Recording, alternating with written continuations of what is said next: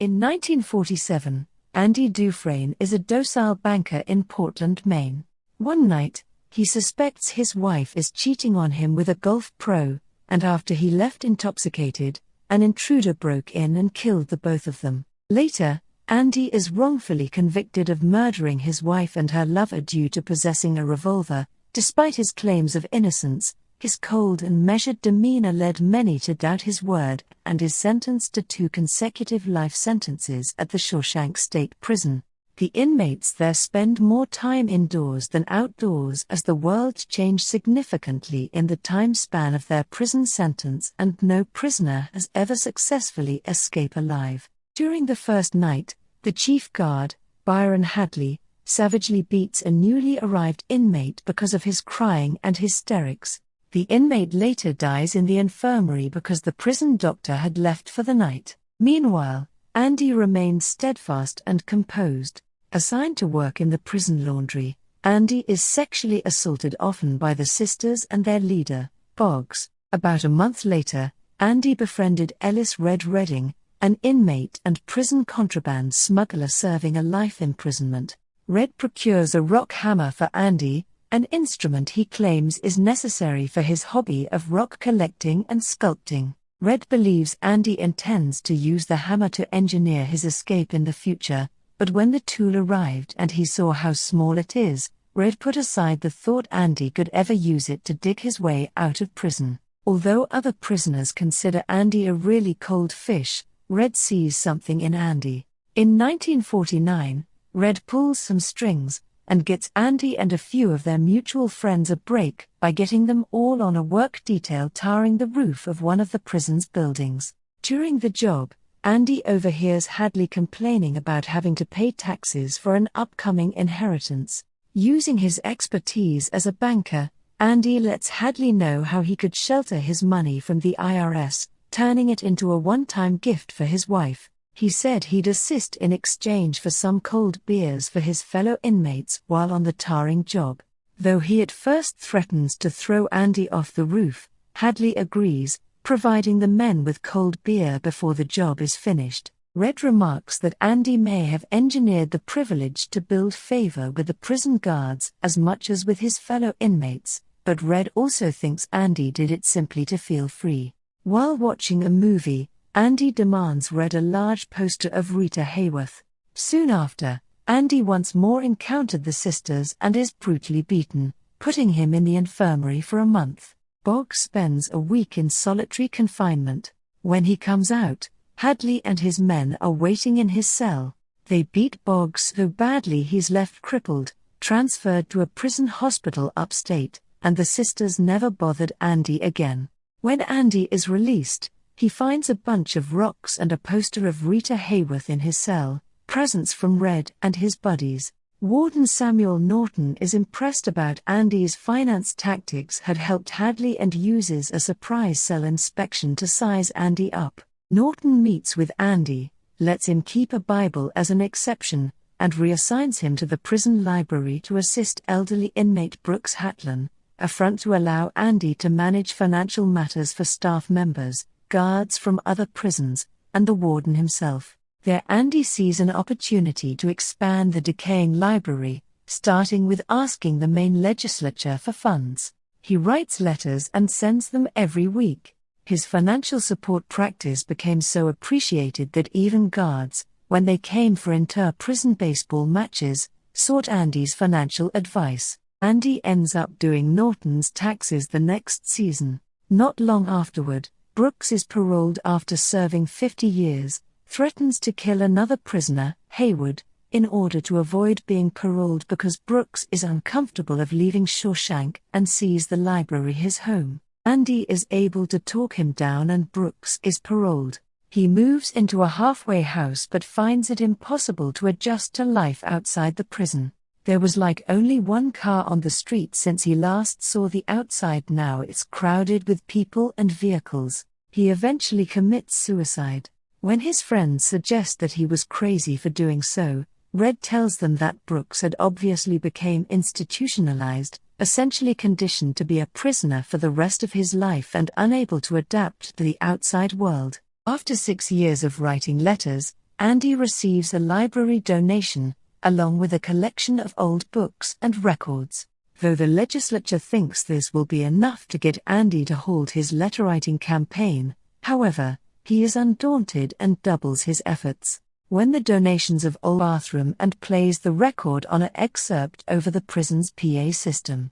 The entire prison seems captivated by the music. Red remarks that the voices of the women in the intro made everyone feel free, if only for a brief time. Outside the office, Norton appears, unhappy at the act of defiance, and orders Andy to turn off the record player. Andy ignores him and reaches for the needle arm, then turns the volume on the phonograph up. The warden orders Hadley to break into the office and Andy is sent immediately to solitary for 2 weeks. He later tells his friends it was the easiest time Stretch ever did in the hole because he thought of Mozart's Figaro. When the other prisoners tell him how unlikely that could be, he responds hope can sustain them, a concept that Red dismisses. With the enlarged library and more materials, Andy begins to teach those inmates who want to receive their high school diplomas. After Andy is able to secure a steady stream of funding from various sources, the library is further renovated and in memory for Brooks. In 1963, the warden profits on Andy's knowledge of bookkeeping and launched a new service program and devises a scheme whereby he puts Shawshank inmates to work in public projects which he won by outbidding other contractors, cheap labor from the prisoners. Occasionally, he let others get some contracts if they bribe him. Norton privately instructs Andy to launder the money by setting up many accounts in different banks, along with several investments, using a fake identity, Randall Stevens, so that if the police were to find out about the black money, they'll be looking for a man whose is non-existent. He shared the details only with Red, noting he had to go to prison to learn how to be a criminal. A new prisoner, Tommy Williams, is transferred to Shawshank, incarcerated for burglary in 1965. Tommy is desperate to have a good life with his wife and kid once he is paroled. Andy and Red befriend him, and Andy suggests Tommy should take up another line of work besides theft. The suggestion really gets to Tommy, and he works on achieving his high school equivalency diploma. Though Tommy is a good student, he is still frustrated when he takes the General Educational Development (GED) exam itself, crumpling it up and tossing it in the trash. Andy retrieves it and sends it in anyway. Surprised, Tommy passed his GED exam. In 1966, Red tells Tommy about Andy's case. Tommy is visibly stunned at hearing Andy's story that sounded familiar to him and reveals he had a cellmate named Elmo Blatch at another prison who boasted about killing a man who was a pro golfer at the country club he worked at, along with his female lover. The woman's husband, a banker, convicted of the murders, was sent to prison for it. With this new information, Andy meets with the warden, expecting he could help him get another trial with Tommy as a witness. The reaction from Norton is completely contrary to what Andy hoped for. When Andy says emphatically that he would never reveal the money laundering schemes he had set up for Norton over the years, the warden instead becomes furious and orders him to solitary for a month. Norton later meets with Tommy alone and asks him if he'll testify on Andy's behalf. Tommy enthusiastically agrees and the warden has him shot dead by Hadley. When the warden visits Andy in solitary, he claims Tommy was killed under the guise of an escape attempt, except Andy can tell Norton is lying. Andy attempts to discontinue the money laundering, but Norton counters, saying the library will be destroyed and all its materials burned. Andy will also lose his private cell and be sent to the block with the most hardened criminals. Norton gives Andy another month in solitary. He realized the warden is never going to let him leave Shawshank. Afterwards, Andy returns to the usual daily life at Shawshank, a seemingly broken man. One day, he talks to Red, how although he didn't kill his wife, his personality drove her away, which led to her infidelity and death. He says if he's ever freed or escapes, he'd like to go to Zihuatanejo, a beach town on the Pacific coast of Mexico. He also tells Red how he got engaged. He and his future wife went up to a farm in Buxton, Maine, to a large oak tree at the end of a stone wall. The two made love under the tree, after which he proposed to her. He tells Red that, if he should ever be paroled, Red should look for that field, and the oak tree. There, under a large black volcanic rock that would look out of place, Andy has buried a box he wants Red to have. Andy wouldn't tell what might be in that box though. Later, Andy asks for a length of rope, leading Red and his buddies to believe he will commit suicide. At the end of the day, Norton asks Andy to shine his shoes for him and put his suit in for dry cleaning before retiring for the stormy night. At the next day's roll call, Andy is not accounted for and his cell is empty. At the same time, Norton becomes alarmed when he finds Andy's shoes in his shoebox instead of his own. He rushes to Andy's cell and demands an explanation. Hadley brings in Red, but Red exclaims he knows nothing. Becoming increasingly hostile and paranoid, Norton starts throwing Andy's sculpted rocks around the cell. When he throws one at Andy's poster of Raquel Welch, where it used to hold Marilyn Monroe and Rita Hayworth before, the rock punches through and into the wall. Norton tears the poster away from the wall and finds a tunnel just wide enough for a man to crawl through. Andy dug through the wall with his rock hammer over the past 19 years, covering it behind the posters. After hearing about Tommy's assassination, Andy decided he had stayed in Shawshank long enough and waited for a thunderstorm that will mask his blows. During the previous night's thunderstorm, Andy wore Norton's shoes to his cell, catching a lucky break when no one notices. He packs some papers, a bar of soap, Norton's suit and a stolen ledger into a plastic bag, tied it to himself with the rope he'd asked for, and escapes through his hole. The tunnel he'd excavated led him to a space between two walls of the prison where he found a sewer main line. Using a large stone, he hits it, mingling with the lightning strikes and burst it. Crawling through 500 yards inside the pipe and raw sewage contained in it, Andy emerged in a brook outside the walls and basks his freedom. A search team later found his rock hammer and uniform, which had been worn nearly to nothing. That morning, Andy walks into the Maine National Bank in Portland, where he had stashed Norton's money.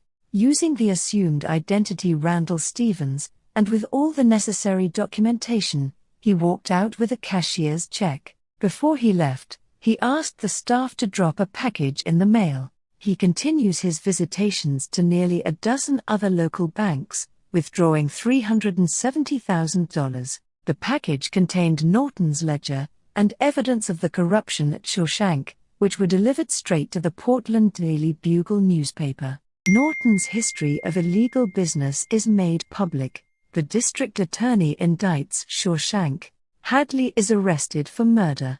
Norton then opens his concealed bank safe, which he hadn't touched since Andy escaped, and instead he finds the Bible he had allowed Andy to keep. Norton opens it to the Book of Exodus and finds that the pages have been cut out in the shape of Andy's rock hammer to where he had hidden it, revealing Andy was not just a meat banker but a man with a high IQ and planned everything. Dumbfounded, Norton walks back to his desk as the attorney and police pound on his door, takes out a small revolver and shoots himself under the chin. Not long after, Red received a blank postcard from Fort Hancock, Texas. Red takes it as a sign that Andy made it into Mexico to freedom. Red and his buddies would spend their time talking about Andy's exploits, with a lot of embellishments, but Red just missed his friend. A year later, at Red's next parole, he talked to the board about rehabilitated was a made-up word, and how he regretted his actions of the past. His parole is granted this time after serving 40 years.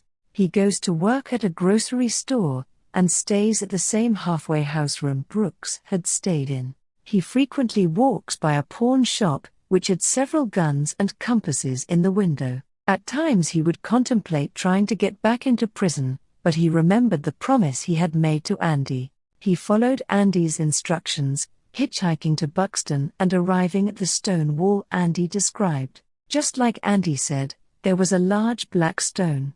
Under it was a small box containing a large sum of cash and a letter to find him. He said he could use a good man who can help get things done for a project of his. Red violates his parole and leaves the halfway house, unconcerned since no one would really do an extensive manhunt for an old crook like him. He takes an express bus to Fort Hancock, where he crosses the border and into Mexico, admitting he finally feels hope. The two friends are reunited on the beach of Zihuatanejo on the Pacific coast.